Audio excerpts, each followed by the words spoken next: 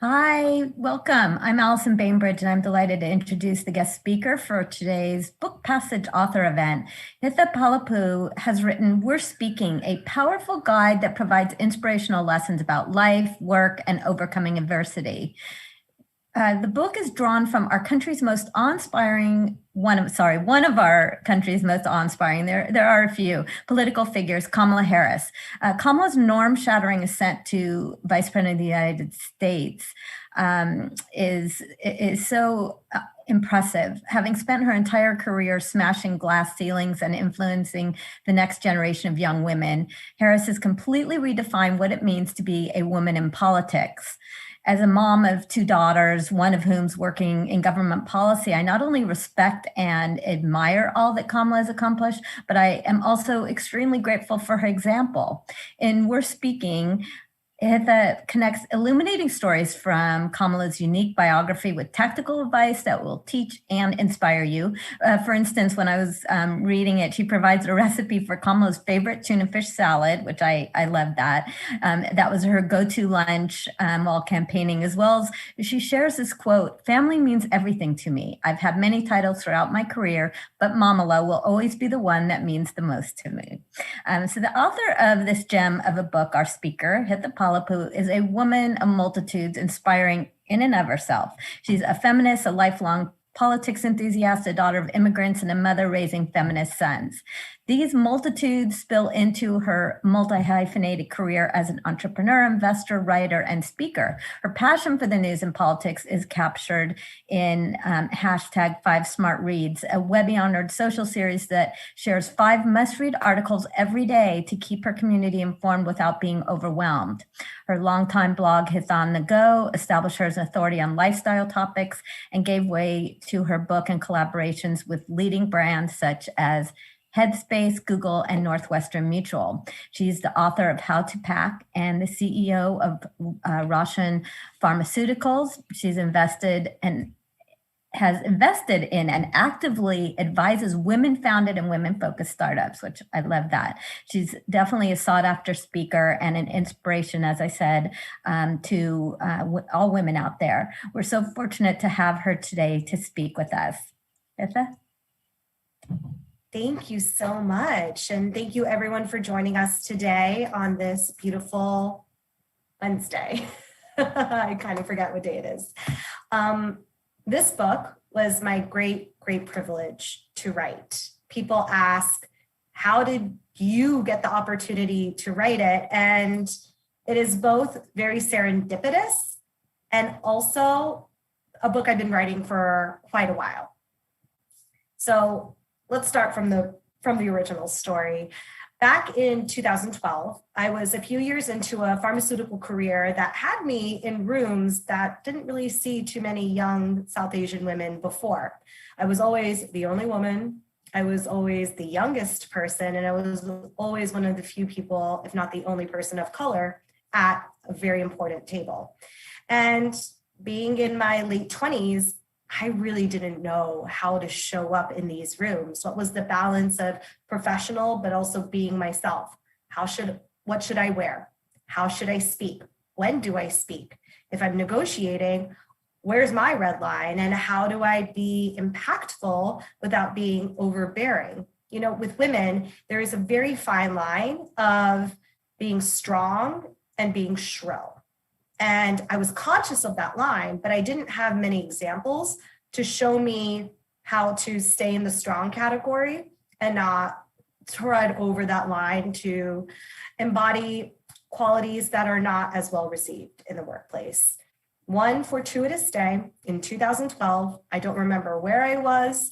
I don't remember what meetings I had, but I was back in a hotel room answering emails while I had CNN on in the background. And I stopped when I saw a woman, kind of looked like she could be related to me, cross a space to walk up to a podium. As she started speaking, I said, that is who I want to sound like.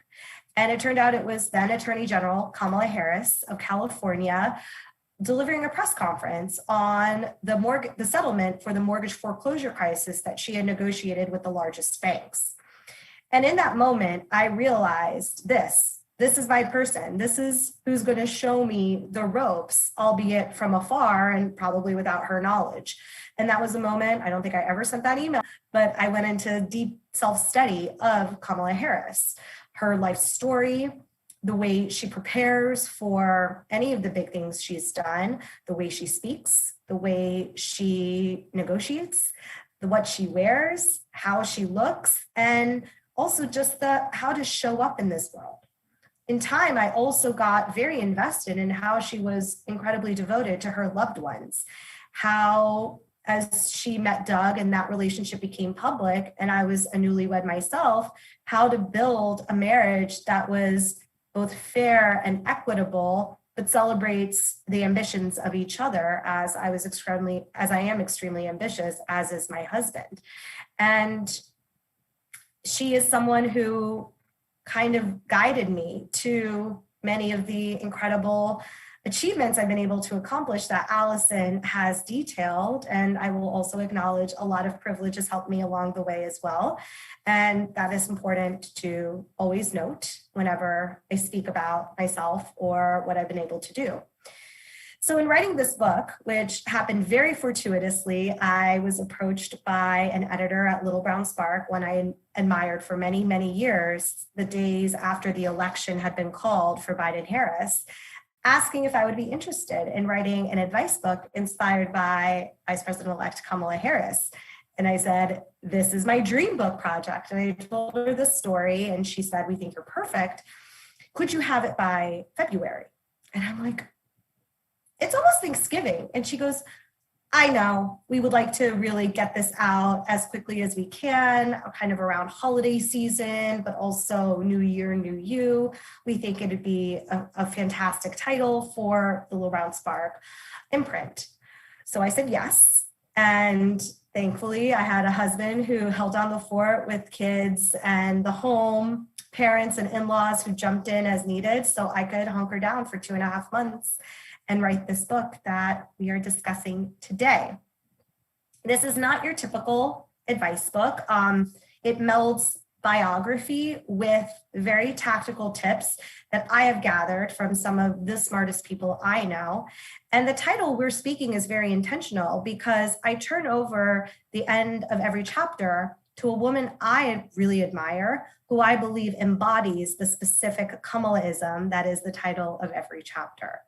In the case of chapter 1, I tapped my friend, Esther Ayurinde, who I've known for 15 years since we began our careers at Cisco Systems, someone who really embodies your multitudes are your superpower. Esther is a senior executive at Cisco Systems, has been since we started our careers there. She's also been an NFL and NBA cheerleader, and she runs a nonprofit that she's run for a number of years, helping girls get access to dance and performance and to step into their own power through art. In a case of do something about it and don't do it half-assed, I asked Mandana Dayani, the creator of I Am a Voter and now the COO of Archwell, to give us the blueprint about how to do something about the things we see in the world and to not do them half-assed. And with the final chapter, Don't Be the Last, I tapped one of my dearest friends, Samira Panna Bakhtiar, who is a senior executive at Amazon Web Services, but who has, the moment she began her career in management, made sure she was building teams that looked like the world, not what looked like had always been, which was very male and very white. And so that's why the book is called We're Speaking. It is not just about Vice President Harris, and it is not just about me, but it really is about all of us coming together to step into our power, to shatter the norms and the narratives we have internalized, and instead show up in all our multitudes, in all our truths, and speaking with a clear, crisp voice that deserves to be listened to. And so with that, I would love to turn to a specific chapter that I've had to reread often to take my own advice, about eating no for breakfast and taking care of yourself. So let's get started. When asked how she deals with rejection, Kamala said, I have in my career been told many times, It's not your time. It's not your turn. And let me just tell you, I eat no for breakfast, so I would recommend the same. It's a hearty breakfast. No can be intimidating. Those two small letters evoke big emotions: rejection, disappointment, even failure. We are more likely to remember all the times we've been told no than the times we've been told yes. We remember the jobs we didn't get, the promotions or raises that remained out of reach, the negative things we overheard people saying about us. Judgments from others may not sting as quickly as rejections do, but they can take root in our minds and change the way we see and know ourselves. If you hear the same thing about yourself over and over again, at what point do you begin to believe it? Kamala Harris knows how to deal with the naysayers and judgmental people alike. In her first election for district attorney and vice president of San Francisco, her candidacy was considered a long shot. Fellow challenger Bill Fazio and sitting district attorney Terrence Hallinan were well-financed, won the coveted endorsements, and had the name recognition in the community. Kamala was polling at 6% and at a campaign headquarters in Bayview, a working-class, diverse neighborhood in Southeast San Francisco. She also had something neither of her opponents had: an ironing board in her car. When she wasn't knocking on doors or standing at bus stops to introduce herself to San Francisco voters, she'd set up the ironing board at grocery stores, tape her campaign posters around it, and hand out her campaign flyers and speak to everyone who passed by. She turned the "no one knew who Kamala Harris was" no into a multi-pronged effort to introduce herself through campaigning and direct mail, eventually winning the coveted endorsement from the San Francisco Chronicle. Rather than focus on the naysayers, Kamala focused on the people she would serve and made her case to them. As much as she preferred to discuss policy and her positions on the issues, the voters wanted to know more about her. Talking about herself did not come naturally to Kamala, as her mother had taught her and her sister that talking about oneself was vain and to focus on action instead. In this instance, the action was to tell her future constituents about herself, and so she did. While this outreach moved the needle slightly in terms of name recognition, it taught her the importance of showing up, sharing her story, and asking for support. It had to be earned, and she worked to earn it. It's one thing to go out there and flip the nose based on not knowing. It's quite another to deal with no's based on judgments formed by others, which Kamala definitely did in her first debate in her first DA race. Her previous romantic relationship with former Mayor Willie Brown had always been common knowledge, but the two appointments he granted her were coming under scrutiny and amplified by her opponents. Brown still wielded significant influence in San Francisco politics, having supported future Governor Gavin Newsom and other rising stars with similar appointments, and supporting both Newsom and Kamala in the 2002 citywide elections. When a voter asked Kamala if she could operate independently of her former partner's influence in the city's politics, she swiftly dismissed the question and went on offense about her opponent's own questionable attacks on each other. Then she focused on the audience. I want to make a commitment to you that my campaign is not going to be about negative attacks. I believe we need to talk about the issues and the policies and the way we're going to move our criminal justice system forward. When Fazio attempted to respond with the mailer bringing up Kamala's appointments to various committees by Brown, she responded with a recorded phone call where she addressed the appointments succinctly. While we don't know how many voters the call swayed, it did help her make the runoff election, which she went on to win. Kamala's approach to dealing with judgment, address, dismiss, and go on offense, is formidable. It was cultivated in her time as a prosecutor, strengthened through her subsequent campaigns and serving on the Senate Judiciary Committee, and it's prepared her for all the situations she'll face as vice president and beyond. However, it is not the only approach to deal with judgment. There are several, but they all start with one common trait: bravery. Bravery is not a finite resource that we're born with. It's a choice we must make in every difficult moment, a practice we must invest in every day, and a journey with no finish line. Bravery begets bravery. The more you practice and work at it, the braver you'll be, and the easier you'll find it to be brave. Harris's bravery is how she owns her multitudes, takes action, and eats no for breakfast. Her bravery muscles must have superhuman strengths by now because she has put in decades of practice. And Ro, come say hi. No, I can't. Excuse me for 1 second. Ro, you need to go. Ro, I'm on a Zoom. You really need to go sleep. No, I'm sorry. Sorry, Ro, you need to go. Apologies, everyone. Real life motherhood. It is a miracle I wrote this book in 2 months. And maybe I should be rereading one of the family chapters. I am so sorry, everyone. Anyway, this book is more of this. It's studying pivotal moments in Harris's life, either from a professional career or in her personal life, from marriage to being an active aunt and an active godmother, to supporting her mom at the end of her life, and how to show up for the people you love the most. Every experience is coupled with really specific tactical advice, because I want you to be able to take action on anything you read in this book. And it's a book I hope you come back to time and time again as you face different moments in your life that a chapter can help with or a section can help with. And I'm really proud of it. I worked really hard on it. I hope you buy it and read it, and I hope it helps you just dismiss the narratives and the boxes that society tries to put you in, and allows you to step into your own multitudes and your own power and be your best you. So with that, I hope you enjoyed this excerpt and my talking about the book and special appearance of my son. And Allison, I'd love to hear you answer any questions you may have. So I love that you had that moment. It's so real. I mean, we see all kinds of funny things in the last 2 years, which has definitely been stressing and trying. And so a moment like that reminds us that, we just have to keep focused, and there's going to be things that derail us occasionally for, a second or a month or a year, and we just have to go forward. And so one of the things I was looking at in the chapter North Star, which I really loved, I felt like it was one of the most compelling sections for sure.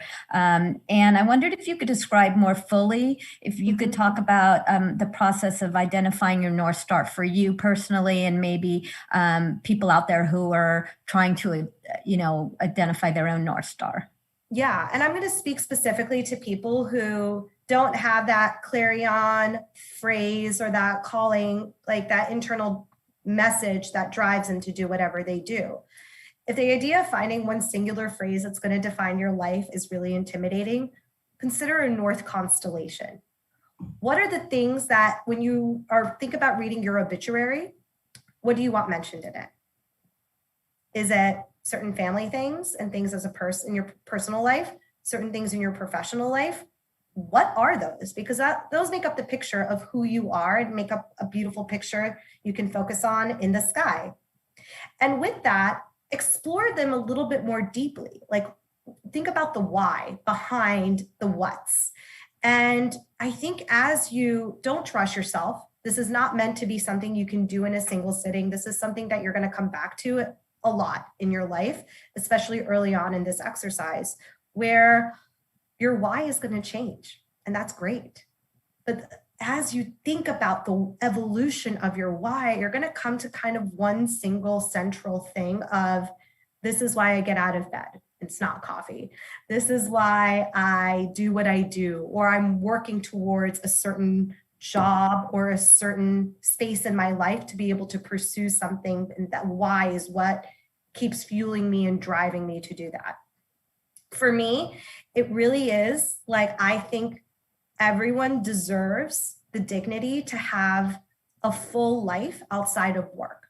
So if I'm able to help them save time and energy on the stuff they have to do, so they have more time and energy to do the things they want to do and be able to step into that magic, that's my why. That's why I do everything I do. And it took me a while to kind of come down to it. And I wish it was as poetic and as beautiful as some of the people I admire's North Stars, but mine is uniquely me, and I'm proud of it. Yeah, it's interesting. I was just having a conversation yesterday with a coworker who's going through the empty nest syndrome, and I went through that some years ago, and another friend had gone through that, and we were all talking about how it's going to be different for everybody, what gets you through, and how you find what you're going to do. But the interesting part of the conversation was about how, like you're saying, that when you're in different phases in your life, it's going to be a different meaning. For 20 years, it might be raising kids. Before that might have been your career. And then maybe you go back to your career. Maybe you never stopped your career, but you're trying to figure out how to juggle it. And then, then the next 20 years of your life, you're figuring out how to deal with aging and what, how you're going to go through that process. So I think it's very true that it is going to change at different times. So the one thing that I thought was interesting, I saw a question. There's much public attention paid to the vice president's style, her fashion choices, her makeup and grooming, her oratory sense. Can you maybe talk a little bit more about the establishment of personal style, and why, as women, why do we have to focus on that more than, for instance, than men do? It's one of those things that I no longer kind of try to deal with. Why do women have to deal with it? It's just one of the things I've just sort of acknowledged we have to deal with it. Yeah.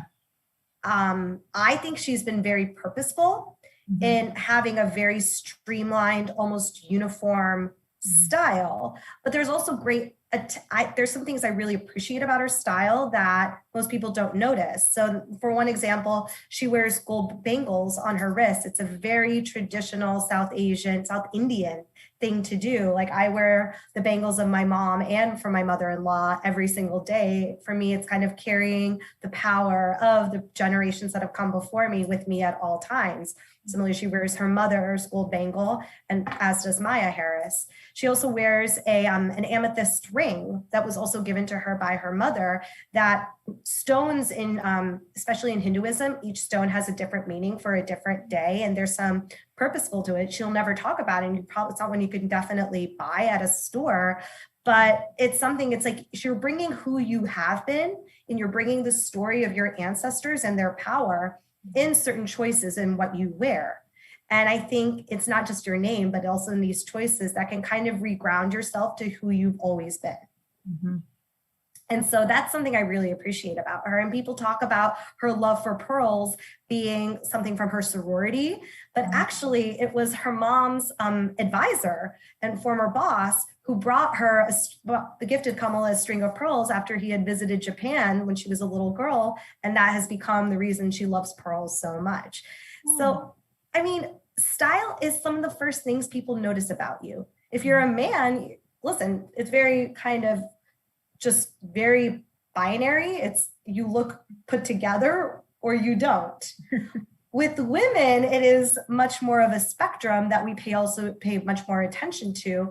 But I also think there's nothing wrong in using your style to show who you are, but to also think of it as armor, and like you're preparing yourself for battle. And Lord knows she has had many battles she's tackled that allows her to just feel prepared for whatever may come her way. Yeah. In the book, you talk about how important it is for her to have certain established routines. And so I'm curious if maybe you can mention some routines that you have, either when you're writing your book or for speaking, or, some kind of routine that you have, as well as maybe you can highlight one of her routines that you find really interesting. So I will say, when I was writing this book during those 2 months, I started my day like how she started her day every day, which was just like a quick 30-minute workout, black tea with lemon and honey, and store-bought Raisin Bran. And actually, I've kept up with at least the black tea and the Raisin Bran. The workouts have kind of fallen off the wayside, and hoping to bring them back. But taking decision fatigue out of your day, but just knowing this is the choice I'm making in the morning to kind of ground myself. I don't know what the day is going to hold in store for me, but this is one intentional choice I can make for myself to fuel myself, to take care of myself, and to find familiarity in the comfort of what I've always done. For me, a big routine of mine is I read every single night. It doesn't even matter how tired I am. And if it's just one page, I have to read every single night. It is sort of that moment I give myself to just be me, not mom, not wife, not business owner, not writer, to just be Hitha, who loves romance novels, to read it and then just go to sleep. And usually I find whatever I read very much influences my dreams. So when I was reading Hillary Clinton and Louise Penny's latest book, I had like the most convoluted political dreams those 2 nights. But when I'm reading romance novels, I have really enjoyable, happy dreams. That's the world I would like to live in. That's great. Yeah, it's, I think, well, being a staff person at a bookstore, it's so interesting to hear what people like to read before they go to bed and everybody's reading routines. But I think that is a great routine to get into. So also curious, you brought in a lot of people that sound like mentors as well as friends into this book. And I'm wondering, how you decided who you were going to use, because you probably have a lot of people in your life that you could have approached, and maybe how you approached them. Yeah. So I will say the easiest part of this writing this book was picking the Kamala-isms that I featured as the title of every chapter and picking the people to write an essay on those Kamala-isms. Everything else was really hard, but those were just all of those were so crystal clear. Now, asking people, especially people I don't necessarily know quite well, if they would be interested in participating was intimidating. But again, I had to like eat some no's for breakfast, although I think everyone I reached out to did say yes. I'm very, very grateful for that. But it was nerve-wracking to like overcome that little bit of imposter syndrome we all have. It's like, well, who am I to ask this person who I admire? So I had to just summon the courage, review my hype file and remind myself of who I was and borrow the confidence that others have in me and myself, and write a very personal email to every single person explaining what the chapter was about, including whatever I'd written of the chapter in advance and why I think it's so important that they be the person to close that chapter. And it was very just instinctive and natural. And I'm so honored to share the wisdom of so many women I admire and love in the pages of this book. That's great. Yeah, I think it's interesting you mentioned imposter syndrome, because that's something I've been talking about with my my husband and I, actually, with our 20-something daughters, this whole imposter syndrome. And it seems like someone like Kamala would be hard to imagine that she actually ever felt that, you know, that people in that position and those high level positions feel that. And, you know, you're a business owner, et cetera. And I'm curious if you can maybe talk a little bit about that, that whole idea of imposter syndrome. I mean, that's probably in researching this book based on her own book and previously reported things, that if I could have asked her one question, that would have been the one I would have wanted to go deeper into, because it's not something that's necessarily as reported. But for me, that kind of did talk about, well, let me tell you my experience. Mm-hmm. It is not easy being the only and the first in these rooms. And I think that's why when I talk about the rituals in chapter 5 of really grounding yourself and taking really good care of yourself, because if you don't, you're going to be not operating on a full tank. Mm-hmm. And therefore imposter syndrome chips away at that. The thoughts that swirl in our head, as well as the things we have to deal with externally, all can chip away at that, your resilience reserves. So it's really important to have talked about this openly. We all deal with it. Even Michelle Obama has dealt with it. And to me, she, like Kamala Harris, is just like, yeah, you have imposter syndrome. So I think, one, let's just acknowledge it. We're all going to deal with it, and we're all going to find our different tools to deal with it. But what I love about something Reshma Saujani said in her own book, Brave, Not Perfect, focus on being brave. How do we show up as a brave person, not necessarily as the strong person or the successful person or whatnot? Bravery is something we all can practice. And again, it begets bravery. The more we're intentionally spending time on being braver and taking small risks to be braver, giving ourselves opportunities to learn and cultivate that bravery muscle, that I think is what's going to serve us in the moments where we're feeling like an imposter, and which also review your hype file and remind yourself of how others see you to try to get yourself to see yourself that way, and focus on bravery in those really challenging moments. I love that. Yeah. And in the not so challenging moments too, like use the low-hanging fruit as an opportunity to practice bravery, especially when you're getting started. For instance, like when you say low-hanging fruit, like what kind of things? So I am the daughter of immigrants, and my mother likes to negotiate with everybody, literally everybody, at the grocery store, about using an expired coupon at the drugstore, all of those things. So she modeled it for me at a very young age, and she goes, what's the harm in asking? So again, negotiate your cable bill or your internet bill. Right. What's the harm in asking? Yeah. So start there. That's great. Yeah. Good advice. And how does your work in pharmaceutical sales and business development inform your work in investing? What lessons from the book most apply to that work? Because that's different than being an author or a speaker, that sort of thing. Yeah, well, in my last role, I was focused on business development. In this one, I'm focused on I raised our capital. I also licensed our product to another company. So I was the point person of how do we bring money into the company to develop our product? Mm-hmm. And everything I had learned about being an investor, I think helped me pitch and raise some capital. And it also helped me realize at what point is fundraising not the most effective vehicle and the best goal for our company, and a partnership with an established pharma company is. Mm-hmm. Please excuse me for a second. That's my mom's phone, and I'm just going to turn it off. Otherwise, it's going to go off forever. This is our era of Zoom. We have to deal with our real life problems. This is just our lives and our year of pandemic, hopefully endemic life soon.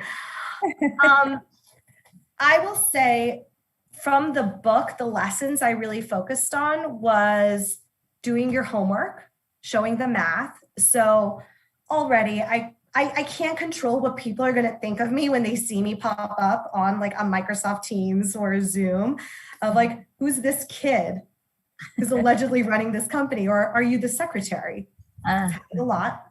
And much respect to all my secretaries out there and assistants who keep the trains running. You are so important and valuable, and I wish we valued you a lot more.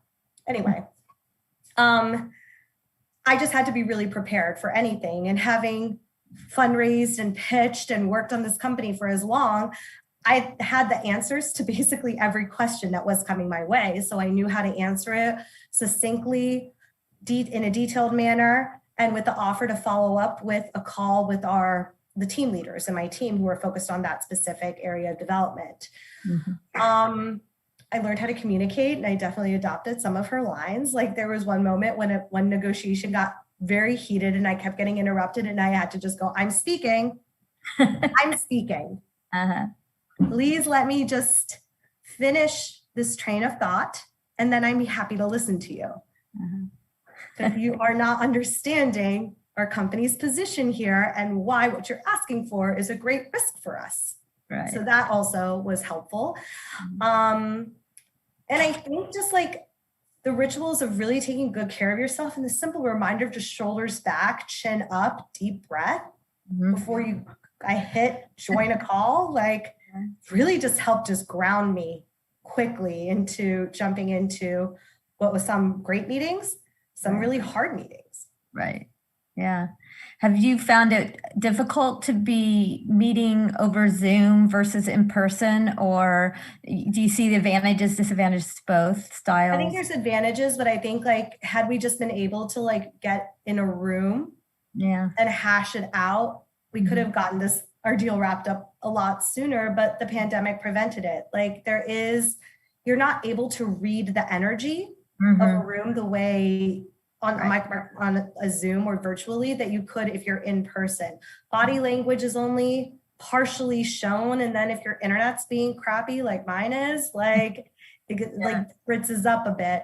When people go on mute, you're just like, oh, what are they talking about? You can't do that as well in a in-person settings. So what I do love is like, look at, we've run a virtual company in the whole history of this company. For us, switching Zoom, like the pandemic didn't affect how we worked. Supply chain issues definitely impacted our work, but we had run a virtual, mostly asynchronous company from the onset. And so what I do hope people take out of this is if you hire really good people, you can trust them to do their job in the best way they know how to do their job. When you give them the freedom to live their lives and take care of their families on their terms, but also be getting their work done at the same time, it's a better way of working. And so I do hope that is something we start normalizing a little bit more and bringing into it, because it's not just enough to offer remote work if you're expecting people to be on 8 hours of Zoom a day where they have actually no time to do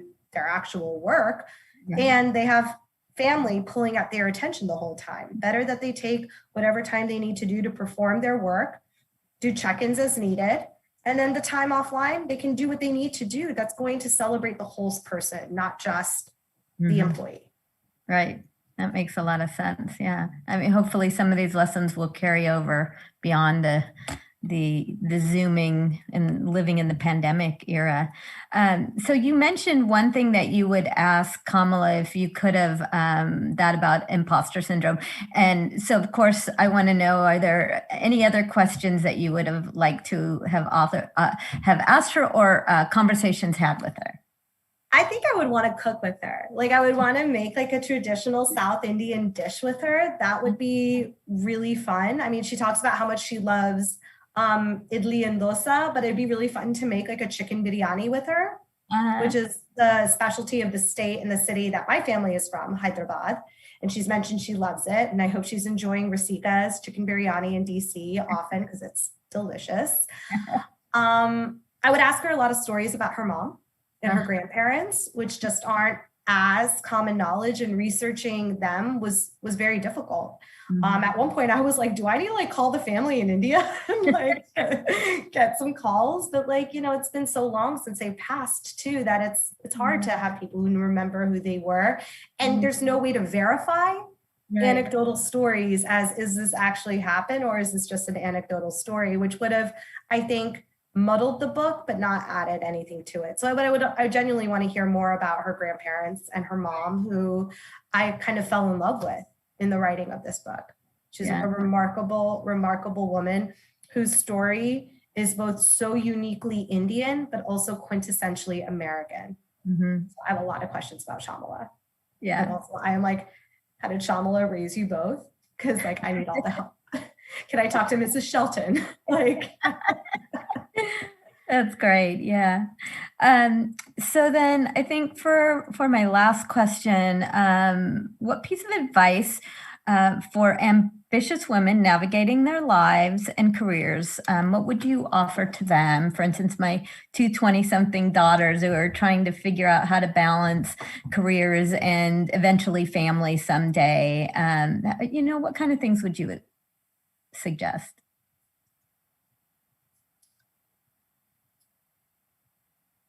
Understand that quality of time is going to always trump quantity of time, regardless of what we've been taught. There is no way to ever find true balance, but if you can create rituals with your kids to be fully present in certain specific regular moments in every single day, that's really what's important as a parent. And surrounding them with people who love them, whether that's family of your own, whether it's surrogate aunties, whether it's caregivers who will love your children and show you the ropes on how to parent, is a gift you can give them that like no child has ever been, too much love has never spoiled a child. So to think about it, thinking about when you think about family and career, approach it that way. Like, where are some ways I can really be intentional with my time and fully present with my kids? And that's going to change for the first year. Like, it's just a crapshoot. Just do the best you can. As they get a little bit older and they have their own routine, bringing some intentionality with it, I think is really helpful. With ambition, like balancing your ambition, but also having a partner. I mean, I feel like I need to write a book called We're Supportive, The Life Lessons of Doug Emhoff. And because I think we're so good about telling our daughters how to be ambitious and own their ambition and be driven and motivated, but we're not going to have any kind of critical change unless boys are celebrated and men are celebrated for being supportive and taking a step back to prioritize their partner the way women have done it their entire lives. Mothers who do it constantly with no accolades and are in fact penalized for it. Mm-hmm. So I do want to make sure men read this book, mm-hmm. because I hope it I didn't write it to change minds, but I did write it to open minds. And if it offers you a perspective of just how much we have to deal with, in addition to just doing our jobs and being people, mm-hmm. I hope that little bit of that new perspective will allow them to make decisions and to help create change both in their own homes and in the workplace to allow women to step into power and thrive. Mm-hmm. That's great. Thank you. I love that. I think it is so important. And with that, I just want to suggest that everyone buy her book. I have it behind me here. I'll show you. This is it. Perfect little size for a holiday gift. And it's a great holiday gift. Great holiday gift. And as she was mentioning about rituals, and exposing boys and men to this as well. This can be a ritual. You read a little bit of this every night with your family, whether you have boys or girls, or whether you have males or all females in the house. I think it's wonderful. And you learn a little about Kamala, you learn about Hitha, you learn about her friends and mentors. Book Passage has lots of copies of these. You can get it by either calling us, ordering it online, visiting our bookstores, which are open, Book Passage in Corte Madera and in the Ferry Building.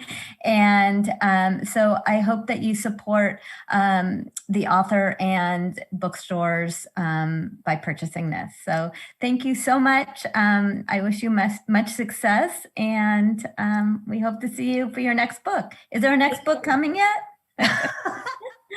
I need to recover for this one, but I will say the wheels are already turning, and just like this was a big departure from How to Pack, the next books I'm thinking about, one is an alternative history novel, another is a children's book series, like an illustrated chapter book series, really inspired by my 6-year-old who loves animals, loves history, loves magical creatures and time travel and displacement. So I'm like, oh, maybe we'll figure something out. Or maybe a romance novel, who knows?